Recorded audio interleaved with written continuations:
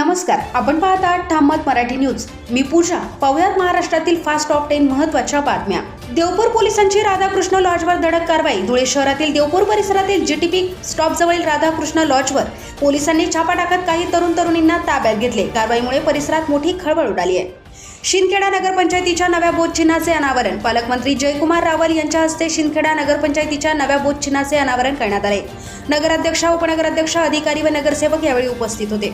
शिक्षकांच्या कमतरतेविरोधात विद्यार्थ्यांचे ठिय्या आंदोलन. बुलढाणा जिल्ह्यातील विंगारा व 40 टापरी निवासी शाळांमध्ये शिक्षकांची कमतरता असल्याने विद्यार्थ्यांचे शैक्षणिक नुकसान होते. या विरोधात विद्यार्थ्यांनी जिल्हा परिषदेसमोर ठिय्या आंदोलन केले. अपहरण करून ऑनलाईन खंडणी उकळणारे जेरबंद. शिरपूर शहर पोलिसांनी अवघ्या 24 तासात अपहरण व ऑनलाईन पैसे उकळणाऱ्या दोघांना अटक केली आहे. आरोपीकडून 2,96,500 रुपयांची रोख रक्कम जप्त.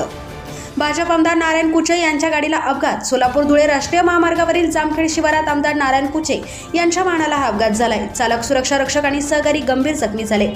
भास्कर जाधवांचा पारंपरिक भात लागवडीत सहभाग. माजी मंत्री तथा आमदार भास्कर जाधव यांनी कुटुंबासह पारंपरिक कोकणी गाणी म्हणत भात शेतीची लागवड केली आहे. त्यांच्या उपक्रमाची सर्वत्र चर्चा होते. विवाहितेच्या मृत्यू प्रकरणी नातेवाईक आक्रमक. जालना जिल्ह्यातील विवाहितेला आत्महत्येस प्रवृत्त केल्याचा आरोप करत आरोपींना अटक करण्यासाठी नातेवाईकांनी पोलीस अधीक्षक कार्यालयासमोर ठिय्या आंदोलन केलं.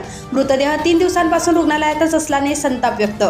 शिंदखेड्यात संरक्षण भिंत व सोलर स्ट्रीट लाईटचे भूमिपूजन. पालकमंत्री जयकुमार रावल यांच्या हस्ते पूरग्रस्तांच्या संरक्षणासाठी 1.5 कोटींच्या संरक्षण भिंतीचे तसेच 1 कोटी रुपयांच्या सोलर स्ट्रीट लाईट प्रकल्पाचे भूमिपूजन संपन्न.